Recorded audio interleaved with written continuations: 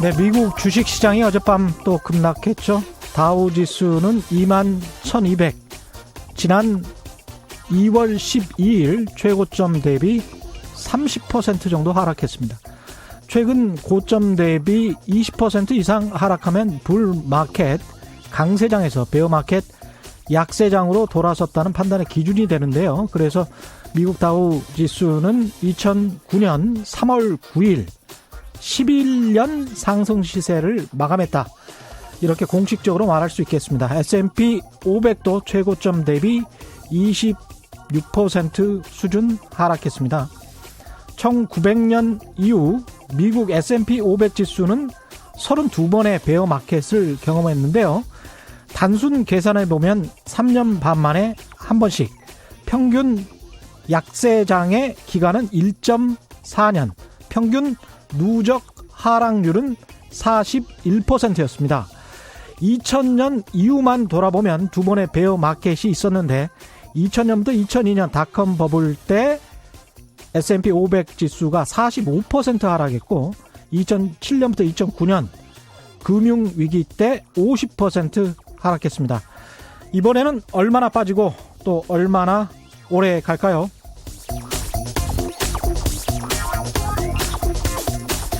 안녕하십니까. 세상에 이익이 되는 방송 최경영의 경제쇼 출발합니다. 저는 진실탐사 엔터테이너 최경영입니다.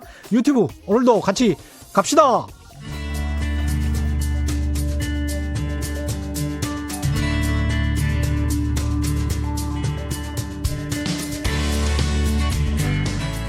경제방송 아무거나 들으면 큰일 납니다. 듣고 또 들어도 탈이 나지 않는 최경영의 경제쇼. 네, 지난주 금요일에 출연하셨었는데요. 불확실할 때는 투자를 하지 않는 것도 투자다. 이런 명언을 남기셨습니다. 유가 하락부터 WHO의 코로나 팬데믹 선언까지 세계 금융시장이 하루가 멀다 하고 롤러코스터를 탄 이번 한 주였습니다. 그래서 한 번 더 모셨는데요. 신영증권의 김학균 리서치 센터장 나오셨습니다. 안녕하십니까? 네, 예. 안녕하십니까? 앞으로 자주 나와 주셔야 될 것 같아요. 예. 투자자들이 또 어선하네요. 예, 불안해하기도 하고 미국 주식시장 그 수치로만 말씀을 드렸는데 네. 계산을 해보면 지난달 2월 12일 날 고점이었으면 네, 지금 한 달쯤 그러니까 거래일로 따지면 한 20일 동안에 네. 30%가 하락한 거잖아요. 다우가. 30% 하락했죠. 예. 주가 지수가 30% 하락했으니까 그 안에는 한 60, 70% 떨어진 것도 있을 테고요. 한 달 만에. 예, 지금 뭐 미국 금융주들은 뭐 최근 한 3주 사이에 소위 반토막이 났더라고요. 예. JP모건, 골드만삭스 이런 것들이 반토막이 났는데 예. 일단 뭐 금융회사들이 금리가 떨어지면서 좀 돈 벌기 어렵다는 것도 있지만 뭐 지금 주가가 떨어지는 게 코로나가 이제 촉발시킨 건 맞지만 예. 저는 오직 코로나 때문만은 아니라고 봅니다. 그렇겠죠. 예, 뭐 예. 그동안에 쌓였던 모순이 취약한 부분이 코로나란 질병을 통해서 지금 막 돌출이 되고 있는데요. 예. 뭐 미국은 주가가 많이 올랐다는 게 저는 부담이었던 건 10년 올랐으니까 가격 부담이 굉장히 컸었고 예. 또 경제에서 굉장히 취약한 부분들이 막 노출이 되네요.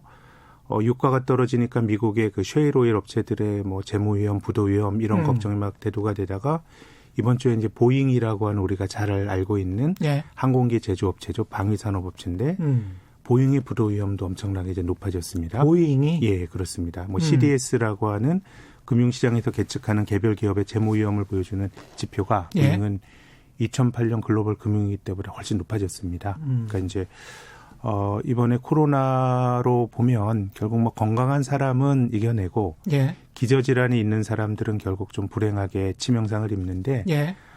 글로벌 경제가 저금리 하에서 조금 어려운 기업들도 금리가 낮으니까 그냥 좀비 기업들이 연명하고 이런 상황이 진행이 되다가 예. 이제 조금 어려워지니까 앞서 말씀드린 개별 기업들의 재무 위험도 불거지고 있고 그렇죠. 국가별로 보면 브라질이나 아니면 멕시코나 남아공이나 뭐 이런 나라들이 미국이 돈 풀고 그럴 때는 막 자금이 들어와서 예. 뭐 좋았던 나라들인데 일시적으로 돈이 빠져나가면서 어려움을 겪고 있고 뭐 그래서 예.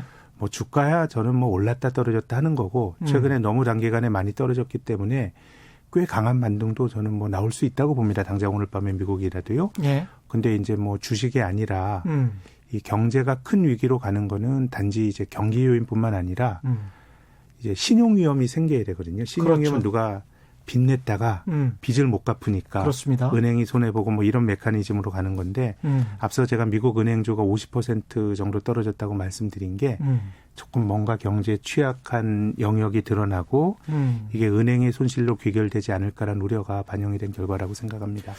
아, 그렇게 말씀을 하시니까 2008년, 2009년 금융위기 때 우리가 미국 같은 경우는 이제 은행이 지배 문제 때문에 모기지론의 네, 문제 그렇죠. 때문에 네. 그렇게 된 거잖아요. 그래서 네. 이제 가계 부채가 제대로 못 갚게 되니까 네. 우리로 치면 집담보대출을 못 갚는 사람들이 많아서 네. 은행이 도산 손실을 보고 네, 그랬죠. 위험에 처하게 된 건데 이번 같은 경우 이제 보잉사도 그렇고 아까 이 셰일가스 컴퍼니들 네. 예, 중소형 셰일가스 컴퍼니들이 안 좋다. 이거는 뭔가 자금을 많이 끌어다 써서 네.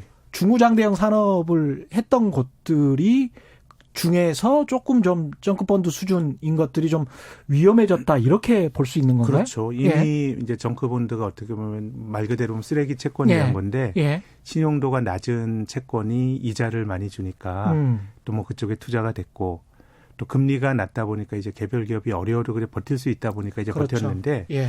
과거에 이제 금융위기가 나는 패턴은 금리가 올라가면서 나타납니다. 그렇죠. 예, 그러면서 빚을 못 갚는데 지금은 금리가 올라가면서 나타나는 현상이 아니고 예. 오히려 금리는 낮아지고 있는데 뭔가 코로나 바이러스라고 하는 게 실물 쪽에 큰 충격을 좀 준 것 같습니다. 예. 그러다 보니까 이제 금리의 문제가 아니라 실물 쪽에 뭐 생산의 부진, 수요의 부진 이런 실물 쪽에 충격이 들어오면서 좀 여러 가지 어려운 형편에 있는 경제 주체들이 지금 드러나는 것 같습니다.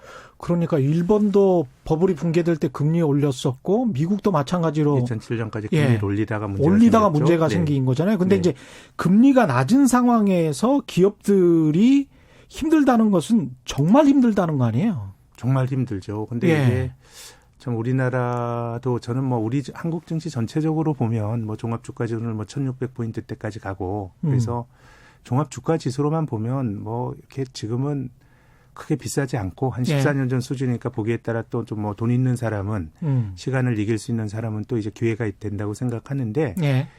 이제 우리나라 종합주가지수가 지금 뭐 1600, 1700이지만 1771입니다. 예. 삼성전자, SK 하이닉스가 주가가 많이 떨어진 것 같지만 장기적으로 보면 그 주가 많이 올랐고요. 그렇습니다. 삼성전자와 SK 하이닉스를 빼고 다른 종목 가지고 주가 지수를 그려보면 지금보다 한 400~500포인트 낮습니다. 그러네요. 그러니까 종목들이 굉장히 어려워진 기업들이 많아서 예. 이제 주가 뭐 주식시장 코스피라고 하는 건 제 생각에는 뭐 괜찮은 기업들 삼성전자가 종합주가지수의 예. 그 한 20% 넘게 설명하니까 예. 그 정도 버틸 수가 있는 종목 하나하나로 보면 우리도 제조업체 중에서 영업이익으로 이 낮은 저금리에도 이자 비용을 커버 못하는 기업이 전체 상장 제조업체 한 3분의 1 정도 3분의 1입니다. 되거든요. 예. 그러니까 조금 취약한 영역들이 이제 많이 생겨서 뭐 이런 부분들이 지금 좀 취약한데 좀 뭐 자본주의에서 아주 냉혹하게 말씀을 드리면 자본주의에서 불황이 주는 미덕은 비효율적인 경제 주체들이 조금 이제 퇴출이 되고 예. 그럼으로써 경제가 효율적으로 돌아가는 것도 냉정하게 말씀드리면 불황이 주는 미덕이긴 한데 예. 근데 이번의 경우는 조금 과거와 다른 거는 이게 앞서서 제가 경제가 서비스업화됐다고 이제 말씀을 드렸는데요. 예. 우리나라 GDP에서 서비스업이 차지하는 비중이 한 60%, 61%입니다. 작년 예. 비중. 제조업보다 서비스업의 비중이 더 큰데 예. 지금 1년에 벌어지고 있는 일들은 서비스업에 충격을 주는 겁니다. 예. 예. 뭐 여러 번 들으셨겠습니다마는 서비스업은 한번 날아간 수요가 이게 돌아오지 않습니다. 예. 저는 뭐 지금 머리 염색도 하고 이발도 해야 되는데 코로나 때문에 못 가거든요. 예. 그럼 뭐 언젠가 잡히겠죠. 그럼 제가 4월에 이발하러 가면 그렇다고 이발 2번 하는 건 아니거든요. 3월에 그렇죠. 못했다고. 예. 그럼 제가 3월에 이발 못한 거는 머리 깎아주시는 분의 날아가는 수입이거든요. 그렇습니다. 그러니까 경제가 그런 식으로 이루어지다 보니까 이제 날아가는 영역들이 서비스업에서 많이 나타나는데 근데 서비스업은 기본적으로 제조업에 비해서는 영세한 다수의 플레이어들이 장사를 하는 곳입니다. 그렇죠. 그러니까 이쪽이 날아간다라고 하는 거는 굉장히 이제 다수의 문제들이 이제 생기는 거기 때문에 이게 정부가 지원하기도 참 뭐 어떻게 해야 될지 굉장히 어렵고요. 예전에 우리는 과거에 이제 기업에서 늘 문제가 생겼습니다. 예. 글로벌 금융위 이전까지는 뭐 대우그룹이랄지 과거의 현대그룹이랄지 뭐 그런 거라 그러면은 개별 기업에 지원해주고 은행에 지원해주면은 기본적으로 문제는 봉합이 되는데 지금 이제 불특정 다수의 플레이어들이 되게 어려워지고 있다 보니까 그렇죠. 이걸 지원하기도 쉽지 않고 또 한편으로는 이 어려운 시기를 지원해서 넘기더라도 맞습니다. 이게 장기적으로도 되는 거냐도 굉장히 좀 고민스럽거든요. 그렇죠. 그래서 문제가 참 복잡한 것 같습니다. 참 복잡한 것 같습니다. 아, 이게 참 그러네요. 우리 대기업들 같은 경우는 현금을 지금 많이 쌓아두고 과거에 IMF 위기 때랑 비교할 수 없을 정도의 현금 유보율을 가지고 있죠. 그래도 이제 기업 부문은 건실해졌고요. 예. 그래도 뭐 일부 좀 금융시장에 걱정하는 기업들이 있긴 하지만 기업 부문 전체로 본다 그러면은 뭐 과거에 비교가 안 될 정도로 한국 경제 주체 중에서 가계와 비교해보면 훨씬 더 건실하고요. 예.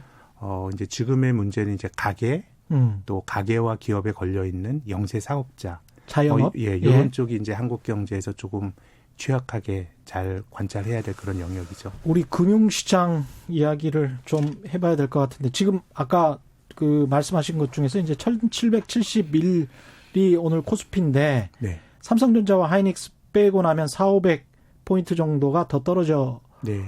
되는 게 맞다. 네. 그 계산을 해보면 네. 그러면 한 1,200 정도의 수준이라는 거잖아요. 종목들이 많죠. 삼성전자를 빼면. 예. 그래서 뭐 우리나라에 상장된 종목이 한 2,000개가 되는데 예. 삼성전자와 SK 하이닉스가 종합주가지수 한 30%를 설명을 하니까 예. 그 두 개가 잘 해주면 종합주가지수는 어느 정도 방어가 되는데 예.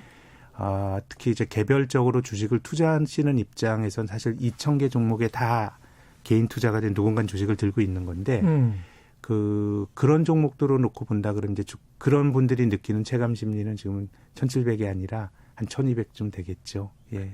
생각해 보면 2011년쯤에 우리가 2,100 정도 네. 종합주가 지수가 그 정도였잖아요. 2100, 2000. 2011년이요. 예, 2011년. 2011년에 한 2200까지 갔었죠. 2200까지? 네. 근데 이제 지금 10년이 지났는데 예. 오르지는 못하고. 예. 근데 미국 같은 경우는 이제 10년 동안 계속 올랐죠. 올랐다가 예. 한 달 만에 급격하게 이제 조정을 받아서 30% 내려간 거니까 네. 워낙 많이 올랐기 때문에 네. 그렇다고 볼 수는 있지만 네. 우리 같은 경우는 별로 오른 것도 없는데 이렇게 떨어지니까 참 조금 예. 예. 이 질문을 일단 좀 받고 이어가겠습니다. 4531님. 우리나라 폭락도 코로나 때문만은 아니겠죠. 그러니까 기저질환이 있는 것 아니냐. 뭔가 말씀하신 좀 대로. 약한 게 있고 한편으로는 이 한국은 좀 개방도가 큰 시장입니다. 예. 외국인 투자가들이 우리 시장의 한 38% 정도 주식을 가지고 있는데요. 최근에 글로벌 주가 움직임을 보면 참 아이러니하게 생각되는 게 전 세계에서 그 난장판에서도 가장 잘 버티는 시장이 놀랍게도 중국 증시입니다. 상해 시장은 한 6%밖에 안 빠졌습니다. 예. 한국도 한 30% 가까이 빠진 거 아닙니까? 예. 이 바이러스의 발원지가 중국인데 본인들은 다른 주장을 할 수도 있지만 중국 시장은 잘 안 빠지는 이유가 중국 시장은 폐쇄 시장입니다. 그렇죠. 아직까지 이제 외국인의 개방을 안 해서 외국인 투자가들이 중국의 상해나 심천 시장에서 갖고 있는 비중이 3%밖에 안 됩니다. 예. 근데 지금은 한국은 외국인들이 많이 들고 있다 보니까 이게 지금 외국인이 파는 게 사실 코로나 이런 것도 있지만 그냥 위험한 자산을 줄이고 보자라고 하는 인식도 확실히 있는 게 예. 우리가 이번 주와 지난주에 외국인 투자가들이 주식시장 한국 주식을 매도한 게 사상 최대 규모입니다. 가장 세게 파는 거 우리가 본 건데 예. 옆나라 대만 시장도 이번 주에 사상 최대 규모의 매도를 했는데 한국보다 더 팔았습니다. 대만이. 예. 근데 이제 코로나란 잣대를 갖고 보면 대만은 코로나 방역에 진짜 뭐 모범국이죠. 맞아요. 확진자 수가 50명도 안 되고요. 마스크나 이런 것도 뭐 선제적으로 잘했는데 예. 그런 걸로 보면 대만은 왜 파나 생각을 해보면 그러네요. 그냥 주식이니까 파는 겁니다.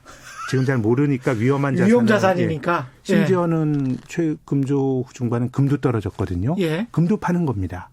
무조건 현금화를 시키는 현금. 거다 보니까 한국도 팔고 대만도 팔고 이런 것 같고요. 예. 그래서 저는 우리 시장에 내재된 리스크가 뭐 저는 앞서서 뭐 우리 기업들 어렵고 이런 것도 말씀드렸지만 이거를 코스피나 시장 관점에서 본다 그러면 예. 아유 지금 정도 레벨이면은 거품이 참 많이 빠졌다고 생각하는데 해외 시장이 무너졌을 때 그게 한국으로 전염이 되는 효과가 개방도가 높은 시장은 그렇죠. 미국이 돈 많이 풀고 글로벌 유동성이 풍부할 땐 수혜를 가장 크게 있고요. 글로벌 유동성이 조금 꼬이게 되면은 외국인 매도를 매개로 해서 타격을 크게 받습니다. 예. 이게 2008년도 글로벌 금융위기 때 우리나라 종합주가지수가 2060에서 940까지 50%가 넘게 급락을 했습니다. 예. 근데 그때 2008년 우리가 회고를 해보면 뭐 주가지수가 50% 떨어질 정도의 그런 심각한 내재적 모순이 한국 경제에 없었어요. 그 예. 정도까지는. 예. 그럼 뭐 미국에서 불이 나니 개방도가 높은 한국에서 주식 팔고 그 불이 그래 옮겨 붙는 그런 구조거든요. 예. 그래서 지금은 한국이야말로 뭐 저는 뭐 투자자들은 뭐 견뎌야 된다고 봅니다. 뭐 지금 바닥은 아무도 모르지만 뭐 장부 가치보다 낮은 주식을 많으니까 일반적으로는 조금 버텨야 되는데 미국이 무너졌을 때 한국으로 전이가 되는 그런 그렇죠. 효과들이 앞으로 뭐 1, 2년 지금 사회자님께서 말씀하신 것처럼 미국도 한번 약세장으로 가면은 한 1년 넘게 떨어지거든요. 그렇죠. 근데 지금 미국 증시가 조정받은 거는 뭐 불과 3, 4주기 때문에 그렇습니다. 조금 이제 그런 전염 효과가 좀 걱정이 되네요. 예. 거래일 20일 동안에 이렇게 많이 떨어져 버렸으니까요. 30%나. 우리가 여기에서 이제 체크를 해봐야 되는 게 우리 아무래도 이제 개방 경제이기 때문에 말씀하셨지만 환율 시장이 좀 불안하면 네. 그게 또 우리 국내 경제에 그렇죠. 미치는 네. 영향이 크잖아요. 네. 어떻습니까? 그러니까 오늘 뭐 원달러 환율이 꽤 많이 올라갔는데요. 예. 이게 환율이 올라간다, 원화 가치가 약해진다라고 하는 거는 우리가 이제 교역이나 다른 나라와 거래를 하면서 살아가야 되는데 예. 한국 사람들이 살아가야 될 코스트가 높아진다는 겁니다. 물론 뭐 환율 올라가면 수출 기업은 좋고 그렇지만 그것도 어느 정도 수준에서 움직일 때의 문제지 환율이 확 올라가 버리면 이거는 이제 우리나라 사람들이 먹고 살기가 힘들어진다는 얘기거든요. 예.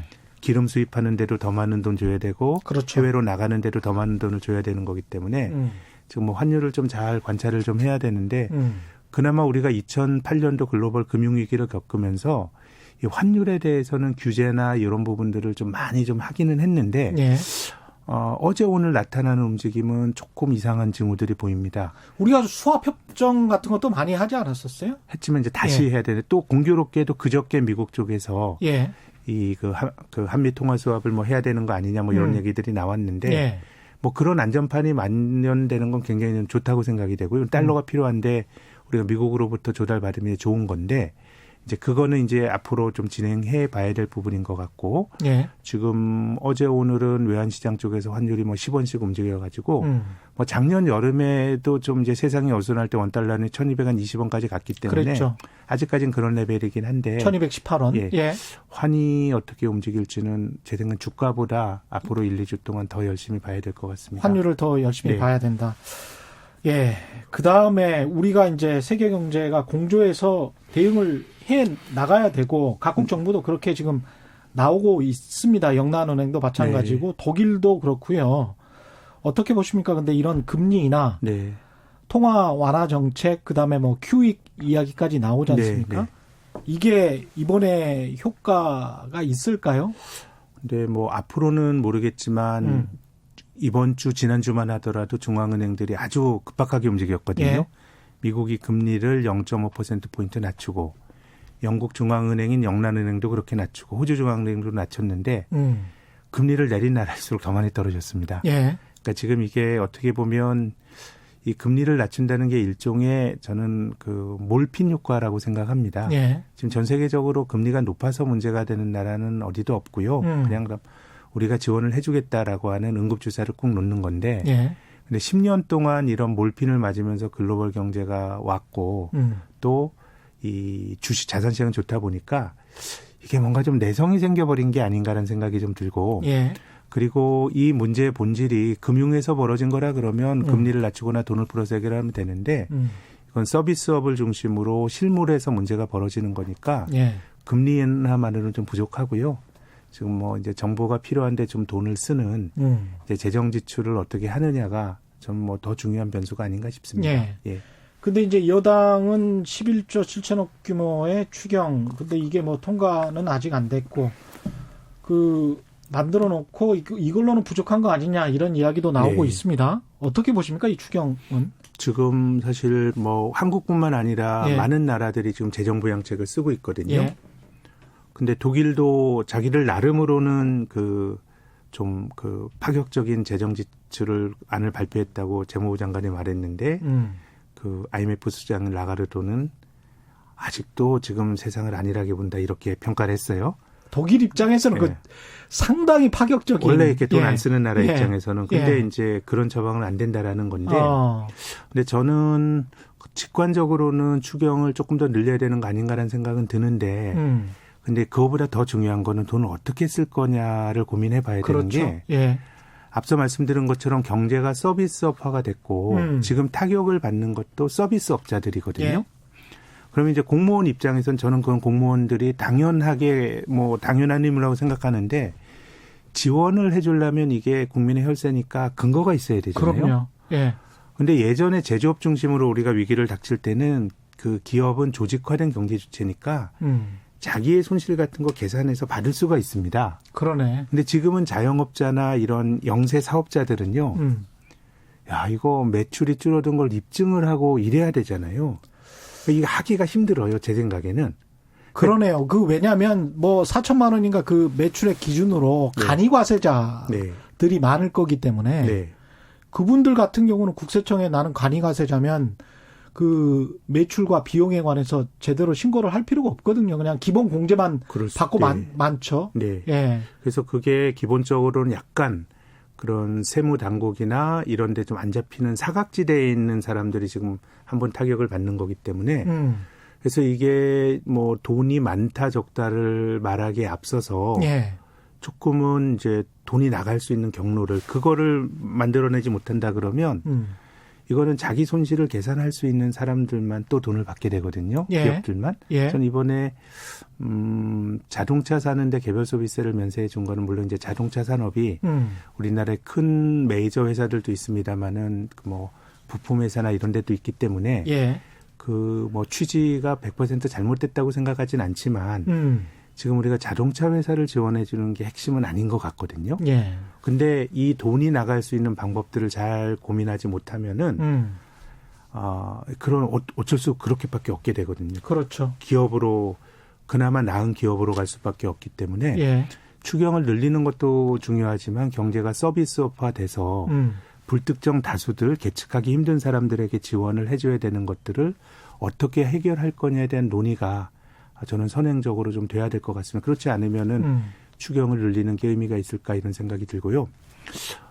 그리고 또 한 가지는 이제 우리는 저는 뭐 정부가 많은 걸 기본적으로 해야 된다라고 생각하는 쪽입니다. 예. 이제 뭐 정부의 역할이 중요하다라고 생각하고 우리가 재정 여력도 아직은 있다고 생각하는데 예. 우리나라와 같은 이런 나라는 국가 부채가 늘어나는 거에 대해서는 정말 경계심을 가져야 됩니다. 지금 예. 우리나라가 일본보다 국가 신용 등급이 더 높거든요. 뭐 일본 GDP 대비 국가 부채 200% 넘고 한국은 뭐 40% 남짓이면 이제 좋은데 예. 이게 돈을 맘대로 찍어내고 이럴 수 있는 기축통화국가 우리나라는 상황이 조금 나빠졌을 때는 이게 부담해야 될 부담의 정도가 전혀 다르니까 특히 환율 아까 그것 때문에 예. 고민을 좀 많이 해야 되는데 예. 그런 점에서 보면 저는 SOC 예산 같은 거는 사실 우리 정부가 토목으로 성장을 하려고 하는 것에 대해서는 좀 반대되는 생각을 갖고 있었는데 예. 작년 재작년에 너무 경제가 안 풀리다 보니까 SOC 예산가 많이 늘렸거든요. 그렇죠. 근데 늘리는 과정에서도 그 사업 예타라고 하는 타당성 검사 같은 것도 사실 생략하고 한 것들도 되게 많아요. 예. 그런 거라 그러면은 저는 이제 그런 것들은 정말 정직하게 조정해야 된다고 생각합니다. 지금 뭐 땅을 파고 하는 게 장기적인 성장 잠재력에 도움이 되냐 그러면은 예. 진짜 쓰는 것도 조정을 좀 해야 될 것 같고요. 예. 어쨌든 자영업자에게 가는 걸 고민을 해봐야 되는데 그래서 지금 재난 기본소득이 나오는 게 전 이게 맞는지 틀리는지 고민스럽습니다. 다만 그런 문제 제기가 되는 포인트는 좀 공감이 가는 게 이게 계산할 수가 없어요. 아까 말씀하신 예, 대로 계산할 예측이 수가 불가능하다. 없는 계산할 수가 없는 플레이어들이 있는데 이들이 심각한 충격을 받을 것 같습니다. 예. 그러니까 그냥 그걸 그냥 일률적으로 주자라는 게 그런 생각인 것 같아요. 그렇죠. 선의로 해석을 해보면. 예. 그래서 그걸 포함해서 돈이 갈 수 있는 방법들을 1차적으로 고민을 해본 다음에 금액을 늘리는 거는 저는 다음 차원이라고 봅니다. 지금 속보가 들어와 있는데요. 조금 전 은성수 금융위원장이 공식 브리핑을 했습니다. 인터뷰를 했는데 다음 주 월요일부터 공매도를 금지한다고 합니다. 네, 네. 최근 엄중한 상황을 반영해서 6개월간 공매도 금지, 시장 동향을 점검한 뒤에 필요 조치를 단호히 집행할 것, 자금 지원 업무 또 8개 은행과 시중은행과 빠른 시간 내에 조치할 것이다. 이렇게 이야기를 했습니다. 공매도 금지 빼고는 별다른 조치는 지금 제가 보기에 지금 이 상황이라면 네. 지금 나와 있는 거 보면 없잖아요. 네, 뭐 조치가 있겠습니까? 예. 글로벌 주가가 다 떨어지는 상황이니까. 이게 말로 이렇게 예. 일단 시장을 안정시키려고 하는 것 같은데 네, 금융위원장이 네, 네. 이게 A 주시를 기획재정부도 그렇고 금융위도 그렇고 이렇게 계속 하는데 네. 지금 재난 기본소득 관련해서도 말씀하셨습니다만은 어떤 방향을 잡고 이게 재난 기본소득인지 아닌지도 사실은 그 개념조차도 불투명하잖아요. 불투명한 개념이죠. 예, 이게 긴급 소비 진작책이라고 볼 수도 있는 거잖아요. 기본이라고 하는 예. 거는 제 생각엔 조금 뭐 아주 반복적이고 이런 성격이 있기 때문에 예. 조금 신중하게 사용돼. 왜냐하면 그렇죠. 한번 지원을 하게 되면 예. 이걸 줄이는 건 힘든 일이거든요. 예. 그러니까 어쨌든 좀 다양하게 좀 논의를 해볼 가치는 있다고 봅니다. 그렇죠. 예. 그래서 어떤 명확하게 계획을 짜서 행동은 빨리 해야 되는 거 아닙니까? 그래도 이렇게 계속 A 예. 주시만 하면은 그러니까요. 예. 뭐 되는 일은 없잖아요. 제 생각엔 지금은 뭐 이제 예. 금융은 지금 뭐 한국 주가만 떨어지는 게 아니고 예. 전 세계 투자자들의 순환 시대고 또 우리가 뭐 개방화된 시장이기 때문에 외부로부터 이제 전염이 되고 이런 건 좀 어쩔 수 없고 예. 또 뭐 다만 이제 한국 주가는 그동안 크게 오른 것도 없고 뭐 과잉은 없는 것 같아요. 예. 그래서 지금 뭐 금융 당국이 하는 거는 그분들의 뭐 역할을 하는 거고 근데 이제 금융보다는 어쨌든 저는 이번에 그 문제의 본질이 2008년은 금융이 실물에 영향을 줬기 때문에 금융에서 불길을 잡는 게 핵심이었다고 보면 이번에 금융은 저는 어떤 원인의 결과이지 예. 원인 제공자는 아니라고 봅니다. 그러니까 실물이나 이런 쪽을 조금 뭔가 그렇죠. 방향이나 가닥을 잘 잡아야 된다고 봅니다. 예. 근데 참 고민이 있겠습니다. 아까 말씀하신 대로 자영업 중심으로 지금 실물 경제가 굉장히 어렵기 때문에 네. 소상공인들에게 그러면 한 달에 힘든 사람들 그 힘든 사람의 기준이라는 것도 좀 그렇죠. 모호하고 네, 네. 그래서 가령 100만 원이나 50만 원을 줬다. 그러면 그 다음 달에도 힘들 텐데 네. 그 다음 달에도 줘야 되는가? 그러니까 상당히 좀 그렇잖아요. 어렵습니다. 이게 어렵습니다. 정말 어렵습니다. 말은 쉽게 재난 기본소득이라고 할 수 있는데 네. 이게 결정을 어떤 개념으로 어떻게 해야 될지. 근데 다만 지금이 이 앞서서 제가 뭐 실물의 문제가 중요하다고 말씀드렸지만 뭐 예. 금융은 그 반영물이라고 보더라도 미국의 주가가 최근 3주 동안 조정을 받은 속도는 우리가 뭐 20세기 이후 경험했던 대공황, 87년 블랙 먼데이, 2008년 글로벌 금융위기 이런 때보다 더 빠르게 떨어졌으니까요. 예. 뭔가 금융으로 계측을 해보면 조금 이번에 문제가 매우 좀 엄중하다라고 하는 거는 맞는 것 같고요. 예. 그래서 조금 말씀하신 것처럼 약간은 좀 논란이 있더라도 좀 스피드가 좀 중요한 것 같네요. 예. 좀 지금 어차피 저는 어떻게 봐도 꼭 돈이 가야 될 때 정확하게 계측할 수 있는 방법은 없을 것 같아. 공무원들이 이 세상의 변을 어떻게 계산하겠습니까? 없을 것 같아요. 그러니까 조금 예. 넓게 보고 예. 뭐 좀 해야 되는 거 아닌가라는 생각은 좀 드네요. 제가 그 과거에 취재를 할 때 그 지난 정부 때였는데 국민건강보험에서 취재를 해보니까 네. 어떤 아까 간이과세자들 같은 경우는 제대로 적어놓지를 않아요, 사실. 그러니까요. 왜 네. 어차피 4천만 원 이하는 본인의 매출액이나 본인의 순이익이 그 국세청 입장에서도 뭐 걷어들이는 세금과 전혀 관련이 없기 때문에 거의 멋대로 적어내거든요. 네, 네. 그래서 그 분들 같은 경우는 그걸 믿고 그 지원을 해줄 수는 없을 것 같아요. 그게 이제 그 국민건강보험공단에 있는 그 자료가 국세청 자료거든요. 네, 네. 그 자료를 제가 봤을 때는 이 자료를 믿고 뭐 거기 보면 한 달에 뭐 13만 원 번다 이렇게 돼 있어요. 네. 예. 그런 자료들이 꽤 있기 때문에 이거는 지금 말씀하시는 게 상당히 맞는 것 같습니다. 13만 원 예. 버신 분은 거기서 얼마 손실 받았다고 어떻게 적어내겠어요. 그렇죠. 그분들이 사실 가장 큰 타격을 받았을 개연성이 있죠. 그렇죠. 그 전에 신고가 뭐 좀 축소됐다고는 하더라도. 그렇죠. 그러니까 지금의 구조로는 해결할 수 있는 방법이 좀 없는 것 같거든요. 예. 근데 어쨌든 심증적으로나 뭐 금융시장이 늘 합리적이지 않지만 반응하는 행태는 보통은 아닌 것 같다 그러면 조금은 좀 여유를 두고 돈이 좀 셀 가능성도 있다고 봅니다. 뭐 그런 것까지도 우리가 합의를 할 수 있다라는 선을 가지고 논의를 해야지. 예. 그걸 100% 이렇게 가기로 한다 그러면 뭐 시간이 아무리 지나도 해결될 일은 아닌 것 같습니다. C3SWK님, 우리나라 은행은 안전할까요? 이런 질문 주셨는데요. 뭐 우리나라는 그 부동산이라든가 뭐 이런 것들이 뭐 되게 되면 은행이 조금 어려울 수가 있고요. 예. 근데 뭐 그건 뭐 가능성의 차원이지만 뭐 아직까지는 예. 이걸 뭐 현실적인 뭐 우리가 계측할 수 있는 위험으로 말하기는 조금 힘든 것 같고요. 예.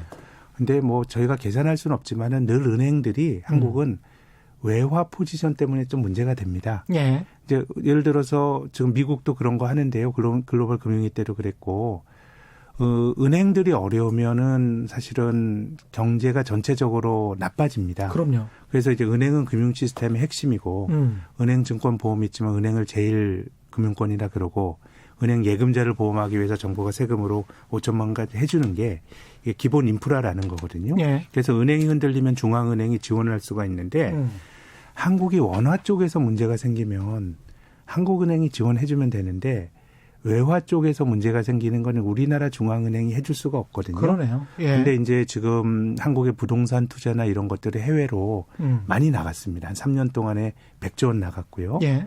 이제 그랬을 때 기본적으로 은행이 외화 포지션을 잡게 되는데 제가 여기서 뭐 자세하게 이걸 좀 쉽게 설명드릴 수 있는 재주는 없는데 이 은행이 이 포지션을 잡은 것들을 금융감독당국이 좀 잘 컨트롤하고 해야 되지 않겠나 싶습니다. 그러니까 해외 부동산이 한참 또 화랑이었습니다. 우리 네. 부동산처럼. 그래서 기관도 그렇고 연금도 그렇고 은행도 그러니까 뭐 쉽게 말씀드리면 예. 100조가 해외로 부동산으로 100조 원이 나가면 그건 달러로 바꿔 나가야 됩니다. 그렇죠. 그 부동산 투자하는 사람은 원화를 달러로 바꿉니다. 예. 그래서 이제 그 달러를 은행을 통해서 조달하는데 그 과정에서 예. 은행이 달러를 조달해 주는 역할을 하게 되고 은행이 약간 이제 외화 표시 부채를 지게 되는데 2008년도에도 이제 그때 부동산 투자가 아니고 조선업체들이 돈을 너무 많이 벌다 보니까 그 달러를 은행과 관계를 맺다가 결국 이제 은행이 맺은 부채를 단기 부채를 한국은행이 해결하지 못하니까 한국의 시중은행들이 예. 환율이 1,600원까지 가면서 한국이 굉장히 어려움을 겪었거든요. 그래서 뭐 그래도 우리나라가 뭐 2008년도에 그 금융위기가 한국이 환율이 제일 불안하게 움직이면서 충격을 받았던 나라라서 예. 그런 건전성은 관료들도 많이 점검을 하곤 했는데 예. 어쨌든 지금 환율이 불안하게 움직이니 은행은 외화 포지션이나 이런 쪽은 어쨌든 우리가 좀 취약할 수밖에 없는 영역이니까 예. 뭐 그런 쪽이 문제가 생긴다라면 생길 수 있는 영역인 것 같은데 그것도 뭐 지금 상황에서 문제가 있다 말할 수는 없습니다. 그렇죠. 가능성의 예. 차원에서 말씀을 드리는 겁니다. 어제 홍춘욱 박사랑은 BIS 비율 이야기해봤는데 그때가 한 15%, 미국 네. 쪽은 한 14.5% 그렇게 이야기를 해서 아직은 뭐 건전하다 그런 이야기를 했었고 지금 말씀하시는 거는 외화 표시 부채 쪽은 좀 살펴봐야 될 것 늘 같다. 중요하다고 봅니다. 늘 중요하다. 늘 중요합니다. 예. 우리가 외화는 만들어낼 수가 없는 나라이기 때문에 그렇죠. 늘 중요합니다. 그쪽에 상업용 건물이나 투자한 쪽에서 그쪽이 안 좋아지고 그쪽의 자산 가격이 하락했었을 때 우리가 그 리스크를 달러 리스크로 받아야 되니까. 네, 조금 장기적으로는 그런 리스크가 있고, 예. 예, 이제 그 달러를 조달하는 과정에서 은행들이 예. 얼마나 좀 적절한 포지션을 취했느냐, 뭐 이런 것들도 조금 중요하죠. 근데 글로벌하게 보면 예. 은행주 주가는 진짜 안 좋습니다. 이건 뭐 이제 은행의 안정성의 문제가 아니고요. 예. 한국의 은행들도 돈을 저렇게 많이 버는데 배당도 많이 주는데 주가가 못 움직입니다. 예. 그 이유가 장기적으로 그 금융은 돈 장사입니다. 그렇죠. 근데 이제 금리가 떨어지면은 이게 뭐 돈을 벌기가 힘든 구조이거든요. 그러네요. 이제 그러다 보니까 예. 유럽의 은행주들은 글로벌 금융위기 때보다 주가가 더 낮아졌습니다. 최근에. 일본 뭐 유럽의 은행주들은 이게 마이너스 금리가 아니라 예. 제로 금리가 아니라 마이너스 금리까지 간 거거든요. 이게 뭐 우리가 아는 상식에 반하는 일이 벌어지는 건데. 이른바 A대 마진이 있을 수가. 그러니까 돈을 빌려준 사람이 이자를 받아야 되는데 돈을 빌려주는 사람이 뭐 오히려 웃돈을 받으면서 빌려주는 꼴이니까요. 그러다 보니까 이제 뭐 은행의 전반적인 안정성이나 이런 것과는 별개로 지금 금리가 많이 떨어지다 보니까 은행주 투자는 참 좀 어려운 시기가 오는 것 같습니다. 이미 어려웠고요. 예. 해외 부동산 이야기 하셨는데 국내 부동산에 관해서도 지금 관심을 안 가질 수가 없습니다. 노래조아님, 주식 폭락 뒤엔 부동산 하락이 따라오나요? 어떻게 보십니까? 국내. 글쎄요. 좀 많이 오른 것 같기는 합니다. 뭐 직관적으로 제가 뭐 전문가 아니까 길게 말씀이 적당할지 모르겠는데 좀 많이 오른 건 맞는 것 같고 그리고 그 부동산은 늘 조심해야 됩니다. 올라도 걱정이고 떨어져도 걱정입니다. 그럼요. 지금 우리 주가가 많이 떨어졌지 않습니까? 이제 주가가 떨어지게 된 거는 뭐 여러 가지 원인이 있어 주가가 떨어지는 거니까 이것도 범상이 볼 일은 아니지만 지금 종합주가지수가 지난주에 2000에서 이번 주에 1600까지 갔다 그래서 바로 경제적 문제가 생기진 않습니다. 그렇죠. 그냥 투자한 사람들이 마음 아프고 큰 고통을 겪는 거거든요. 물론 뭐 그걸 제가 뭐 가벼이 여기는 건 아닙니다만은 근데 부동산은요. 많이 떨어지면 이게 경제에 큰 부담이 됩니다. 주식과 부동산의 가장 본질적인 차이는 내 돈 갖고 하느냐 돈 빌려서 하느냐 차이거든요. 뭐 주식은 투자한 사람이 자기 책임하에서 손해를 보면 끝나는 건데 부동산은 큰 돈이 들어가고 대부분 은행으로부터 차입을 해서 투자하다 보니까 그 담보 가치가 많이 떨어지게 되면 이게 은행이 힘들어지고 이런 일이 발생할 수 있거든요. 그렇죠. 그렇기 때문에 여러 가지 부동산은 기본적으로 연착륙을 좀 이 중심으로 정책이나 이런 것들을 하는 게 맞는 것 같고요. 맞습니다. 많이 떨어지면 우리가 지금은 부동산이 올라서 걱정이지만 2012년, 13년, 14년엔 또 집값이 떨어져서 일본형 장기 불황으로 가는 거 아니냐라는 공포가 우리가 6, 7년 전에 그 존재를 경험을 했거든요. 금융위기 이후에.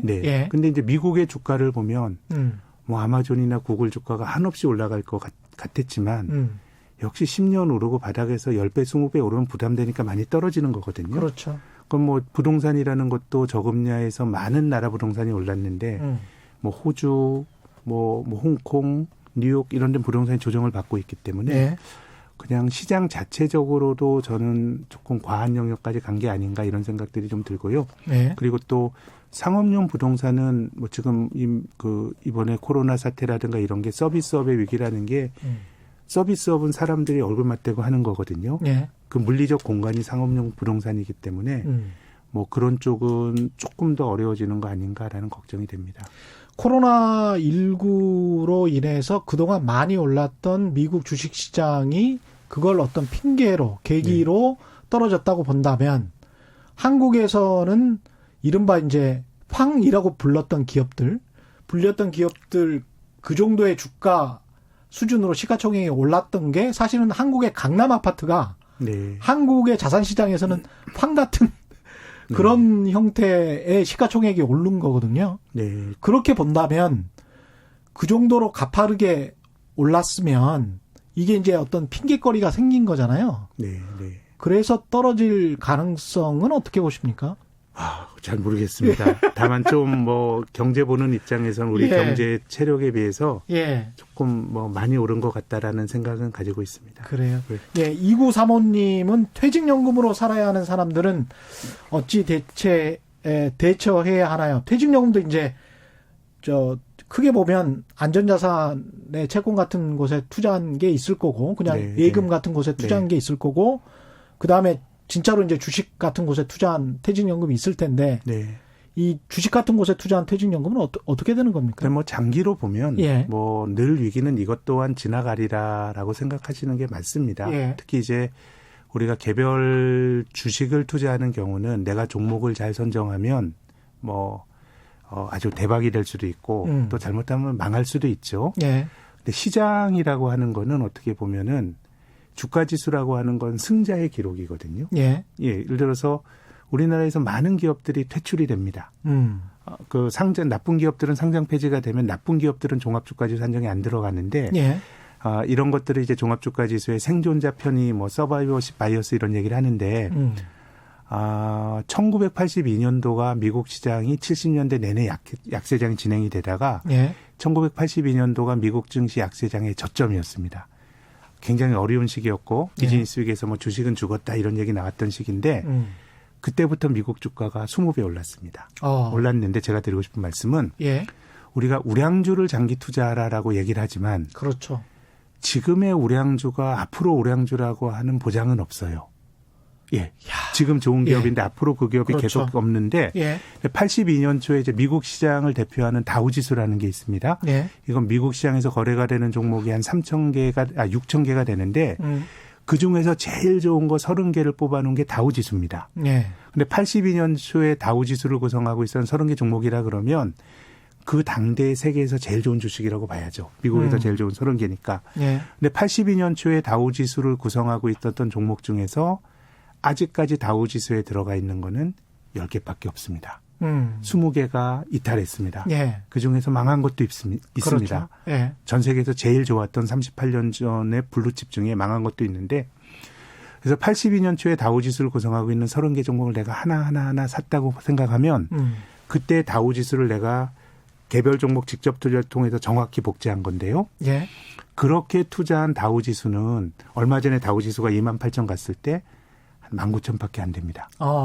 근데 나쁜 거 빼고 좋은 거 갈아 낀 다우지수는 28,000까지 가는 거거든요. 인덱스에 투자했으면 뭐 28,000 그대로 가는 거죠. 그러니까 예. 뭐 장기적으로 인덱스에 투자해서 개별 종목에서 뭐 10배 오르는 대박을 못 칠 수는 있지만 그렇죠.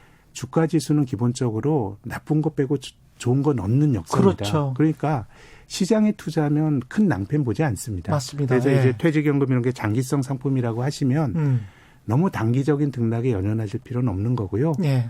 이제 주가 지수라고 하는 건 당대의 가장 효율적인 제가 앞서 말씀드린 것처럼 한국이 되게 뭐 그 약한 영역이 많다고 말씀을 드렸는데 예. 그래도 괜찮은 몇 개 기업 때문에 뭐 2,600도 가고 하는 거거든요. 예. 그래서 주가 지수는 늘 나쁜 걸 빼고 좋은 거를 넣는 그런 리밸런싱이 주기적으로 이루어지기 때문에 예. 뭐 조금 길게 보시면 뭐 주식 같은 게 크게 낭패를 보시진 않습니다. 예. 그렇다면 앞으로 산업 구조나 이런 것들이 어떻게 변할까? 그리고 앞으로 가장 효율적인 기업들, 살아남을 기업들은 뭘까? 네. 이걸 지금 고민을 해봐야 될 시기인 것 개별 같은데요. 종목 투자하시는 분들은 뭐 예. 그런 걸 생각하셔야 되고요. 우리가 한 20년 제가 증권회사에 입사했을 때 한국에서 제일 큰 기업은 한전이었습니다. 예. 근데 그거 뒤로 밀려났죠. 그렇죠. 그거를 어떤 기업들이 차지하나요? 요즘 2차 전지 반전은 LG화학이 들어갔죠. 예. 또 그 바이오 업체인 셀트리온이 들어갔죠. 예. 그래서 개별 종목 투자하는 사람 그걸 찾는 거고요. 예. 지수 시장에 투자하시는 분들은 지수가 알아서 그렇게 리밸런싱이 되는 겁니다. 예. 그들의 비중이 커지면서. 그래서 퇴직연금이라는 게 일반적으로 그런 어떤 지수형 상품에 투자하시는 경우가 많을 것 같아요. 예. 그런 거라 그러면은 좀 나쁠 때도 좀 그 쉬지 않고 투자하시는 게 핵심인 것 같고, 예. 뭐 지금 뭐 주가가 바닥인지 아닌지 모르겠습니다. 좀 길게 보면 뭐 시장에 대해서는 좀 뭐 이것 또한 지나가리라라고 생각하는 쪽입니다. 재택근무도 그렇고 이 일반적으로 사람들이 잘 안 모이는 사회적 거리두기 같은 것도 그렇고요. 네. 4차 산업혁명이랑 관련해서 그거를 더 촉진시키는, 그래서 인터넷 세상을 더 강화시키는, 네. 그래서 그쪽의 어떤 산업들, 종목들 어떻게 생각하십니까? 그게 또 강화될 것 같습니다. 저희들이 네. 그 증권회사 애널리스트들이 주로 활동하는 게 이제 기업 방문하는 거거든요. 예. 근데 지금은 기업 방문을 못 해요. 기업도 안 받아주고. 그렇겠다. 그래서 우리가 이거를 예. 컨퍼런스 콜로 했거든요. 예. 근데 하니까 됩니다. 뭐 1시간 내고 안 가도 됩니다. 그렇죠. 그러니까 우리가 시간을 효율적으로 쓴다는 관점에서 보면 많이 바뀔 것 같은데 문제는 뭐냐면 우리가 대면하고 되면 택시도 타고 이러면서 가는 거거든요. 그렇죠. 그러니까 경제는 효율화가 되지만 부수적인 활동은 줄어드는 겁니다. 그게 사실은 부수적인 활동이 아니고 그 사람들의 생업인 거죠. 그렇죠. 생업이죠. 생업인 거죠. 예. 예. 생업이 축소가 되는 거니까 예. 저는 이 4차 산업혁명이라고 하는 게 뭔가 과거의 기술 혁신은 뭘로 봐도 뭔가 새로 만드는 거였는데 이거는 뭔가 편리하고 효율적으로 되지만은 기존을 잠식하는 효과들이 확실히 있는 것 같아서요. 예. 그래서 저는 장기적으로 보면 세금 같은 게 시장에서 해결 못하면 이거 뭐 어떻게 해야 되나요? 그러면 이건 이제 정부가 자원 배분을 또 해줘야 되는 쪽이기 때문에 예. 그래서 뭐 이게 뭐 아주 정말 깊게 고민해야 되고 여러 가지 지금 약점도 많다고 생각합니다만은 뭐 기본소득이나 이런 거 많이 논의가 될 것 같아요. 예. 예, 뭐 효율적으로 되면 거기서 돈 버는 사람들 생기는 거거든요. 그렇죠. 뭐 구글이 또 다 돈을 버는 게 됩니다. 그런 예. 비즈니스가. 예.